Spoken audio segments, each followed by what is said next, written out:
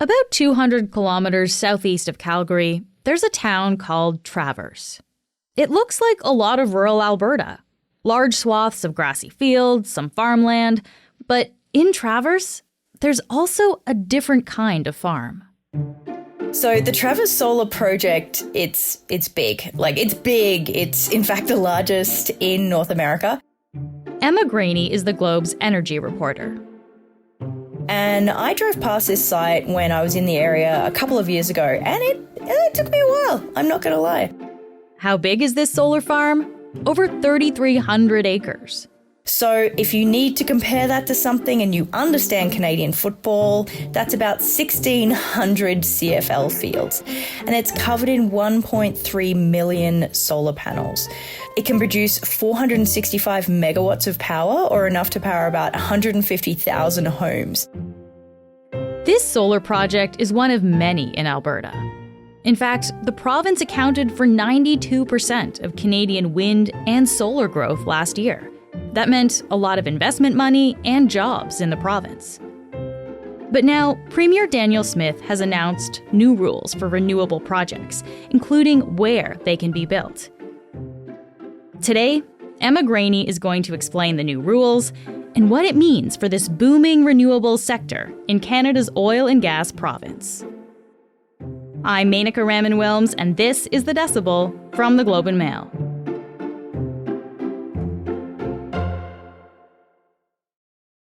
Emma, it's great to have you here. Thank you for doing this. An absolute pleasure.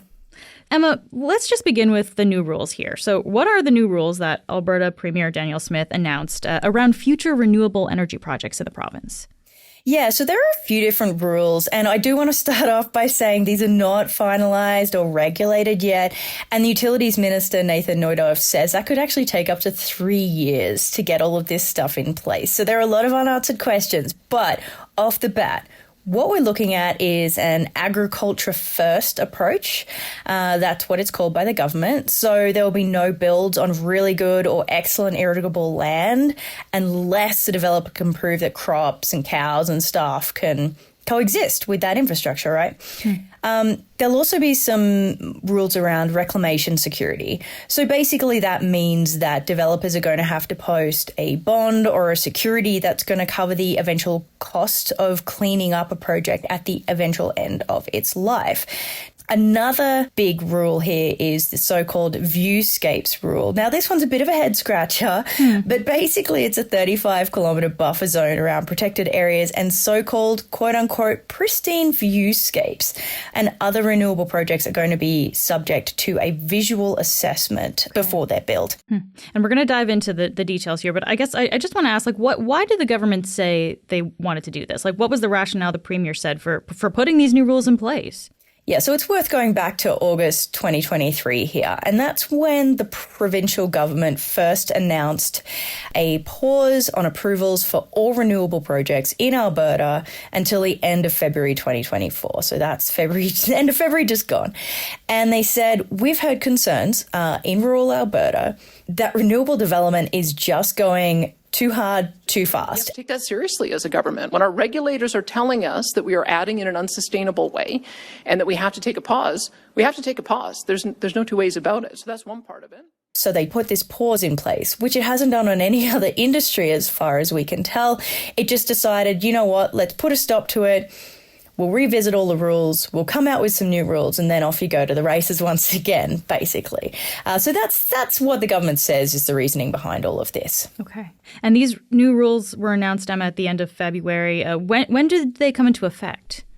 Yeah, that's a really good question. So technically, March 1. But because there are so many details yet to iron out, we're not seeing them in play just yet. Or not all of them anyway. So let's actually get into some of the details around these rules because it seems like there's a little bit to unpack here. The first thing that you mentioned, Emma, is the rule around protecting agricultural land in Alberta. So I guess, has this been a problem in the past in the province? No, not really. I mean, you're not seeing these massive solar farms built on prime farming land. It's just not necessarily something that landowners are going to pursue because is that going to be financially beneficial? Well, I mean, if you have really subpar agricultural land that's really hard to irrigate, hard to grow stuff on, hard to, graze livestock on, maybe it does make financial sense. But a lot of this stuff was not being built on that really good quality land. I mean, I've been covering this issue for about 3 or 4 years now. And when I go down to rural Alberta, particularly in southern Alberta, and speak with rural municipalities and landowners, it was something that they brought up. And it's certainly something that rural municipalities of Alberta, which represents all of them as an organisation, had certainly brought up in terms of discussions with the government. Okay. So how will the government now decide which lands are supposed to be kept aside for agriculture? If your land's really, really good, your dirt's really good, and you can grow stuff super easily and water it, we don't want to have renewable infrastructure on there. Specifically, I think this is more down to solar panels, which again take up a lot more land. So basically they're saying class 1 and 2, you cannot build on that classification of land unless you can prove as a developer that you can either have crops and or graze livestock on the land. So, you know, you might have a massive field, you put some solar panels in and you've got some sheep or some cows that can also graze alongside that infrastructure, then that could potentially be okay. Not goats. Goats are bad. Goats jump on things. Goats chew everything. You don't want goats. So no goats, okay. No goats. Keep that out. But you could potentially have wind turbines where you can grow crops underneath, right? But it's another level of red tape for renewable developers that have to prove that these things can happen alongside each other on the best farmland in Alberta. Okay. All right, so that's the first point. The second rule you mentioned, Emma, is around cleanup costs. So when these energy projects, reach the end of their lives, right? So I guess this would be so that a bunch of industrial infrastructure essentially isn't just kind of left to rot in the future. So has this been a problem in the past? I mean, this hasn't been a problem for renewable development, let me be clear, because that's kind of a new industry in Alberta. But what has been an issue and is still a massive problem in Alberta is abandoned oil and gas wells. So there are more than 170,000 wells to clean up scattered around the province. And the costs of doing that, they go anywhere from $33 billion by the Alberta Energy Regulator all the way up to about $300 billion. Wow. So no one really knows how much this stuff is going to cost to clean up. Now, there is actually no security have to be paid for wells, transmission lines, or pipelines in Alberta. Industry does pay fees into this Orphaned Well Association, which cleans up if a company goes bankrupt or whatever down the line. But the problem is big enough that the government has pointed to it and said, you know what, we do not want this to happen with renewable infrastructure down the road in Alberta. No one wants to be left clean that up. Taxpayers don't want to pay for it, so let's make them pay security or bonds to kind of cover that off. And so how is the government going to ensure that this is there? So you said it's a security or bond, so this is paid to the government then by the company? The government has said, okay, they're going to pay this bond or whatever to us at the government, or developers can negotiate with landowners, and prove that they're paying this reclamation stuff. But none of the details, again, about how that system will work have been ironed out. Will it be up front at the very beginning of a project? Because that's going to be an awful lot of money, and that's going to be really hard for developers to work into their budgets. Or will it be over the life of a project, over the first 5 years? Is it going to be done more like mining projects in Canada? There are a lot of questions about how that exactly is going to work, so we're still waiting to see those details. And just to be clear, though, here, so this is for renewable energy projects. We'll have to pay these cleanup costs in the form of a bond or security or something. But this doesn't actually apply to oil and gas? Like that's not subject to the same regulation then? No, absolutely not. They can just keep on keeping on. Even though you pointed out earlier that the problems in the past really have been with abandoned oil and gas. That's where the issue's been previously. Yeah, exactly. And, that has certainly been one of the critiques when it comes to a lot of these rules, not just the security payment, but, the other ones about where things can be built in Alberta. As a landowner, you do not have the legal right to say no to an oil or gas well being built on your property. You just don't. Why not? That's within the Alberta rules. However, on the flip side, because of these rules, there is a very good chance that you don't have the right to say yes to a solar farm on your property or a wind farm on your property. So it's really creating this two-tier system where oil and gas can go wherever it wants. You don't get to say no. Renewables are being subject to all these new rules, and you potentially do not have a right to say yes. All right, Emma, let me ask you about the third point that you raised then. This is the creating a buffer zone around the quote unquote pristine viewscapes. This is a term that's used. So who gets to decide what is pristine? And I guess what is a pristine viewscape anyways?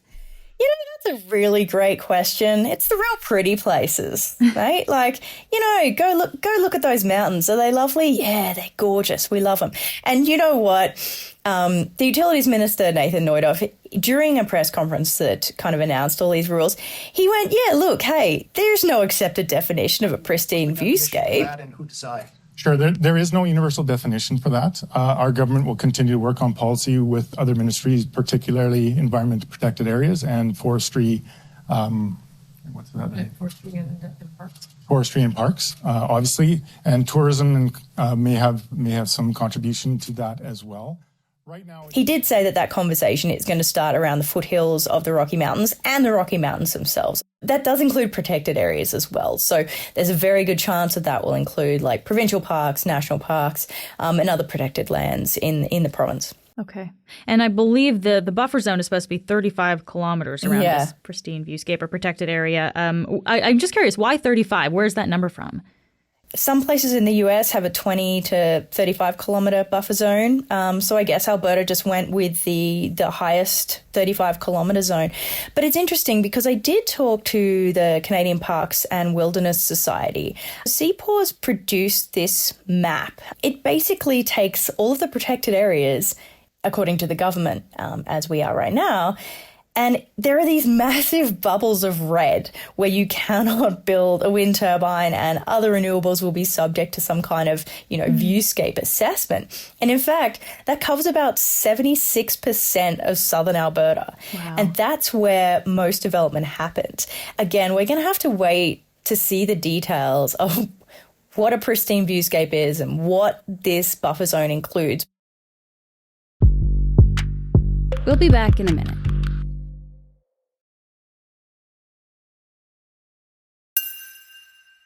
Emma, let's just back up a little bit here. What is it that made Alberta such a hotbed for renewable projects to begin with?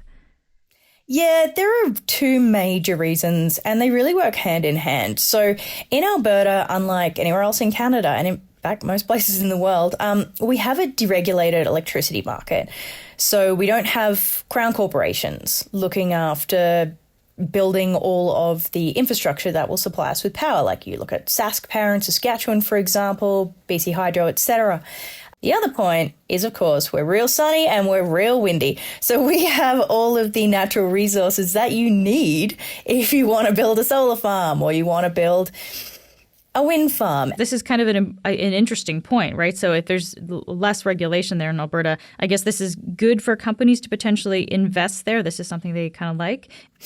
It's really easy to build stuff here in Alberta, right? It's easy to build solar. It's easy to build wind. We have an open market. And that means it's really easy to get corporate power purchase agreements. And basically what that is you have a corporation, and I'm going to use the example of Amazon, okay? Everyone knows Amazon.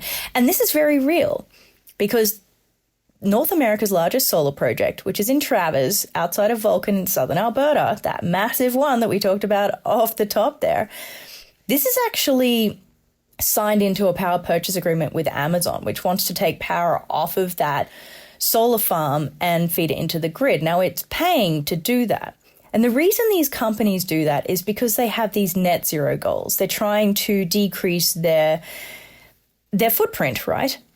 But they're not doing it by necessarily changing their operations. I mean, the Travers Solar Project is not going to be powering Amazon operations throughout North America. That's simply not what's happening. What they're doing is using the power that's produced there, that they're paying to offtake, and when it goes into the grid, they're like, hey, look what we did. That reduces our environmental footprint. Go us, go Amazon. And it's really easy for companies to do that. And that's why we have seen such a huge multi-billion-dollar market here in Alberta for solar development. So this brings us to now, right, with these new rules. I guess what could the effect on future renewable investments be in the province with these new rules? Yeah, I mean, And I want to take you back to August 2023 again, when the government announced that pause on all renewable license approvals. It really spooked companies. And, I spoke with one developer who was actually at a baseball game or something in Toronto when he heard about it. And he immediately started calling contacts in Africa and Iceland. And he explained to me later that it's because every dollar you spend in a jurisdiction is a sunk cost. Is it worth, at this point, sinking that money when you don't know what the outcome is going to be? Because there was just so many unknowns. So this developer, when he was calling contacts in Iceland, like he was looking at potentially other opportunities elsewhere then? Absolutely. Outside of North America altogether. And another example is a company here based here in Calgary called Blue Earth Renewables. Now, they've invested more than $600 million in Alberta over the past 3 years, and they've developed, 333 megawatts of wind and solar throughout the province. So when the government announced that pause in 2023, the company had been contemplating another 400 megawatts of development. But the CEO, his name's Grant Arnold, he told us that the moratorium, it really sent this signal to the company that it should pause its Alberta plans and focus on other regions. And he also says, when we spoke to him after all of these new rules came out, he said that they actually reinforced the message. What the business community hates is uncertainty. And there is still so much uncertainty surrounding all these rules, what they mean.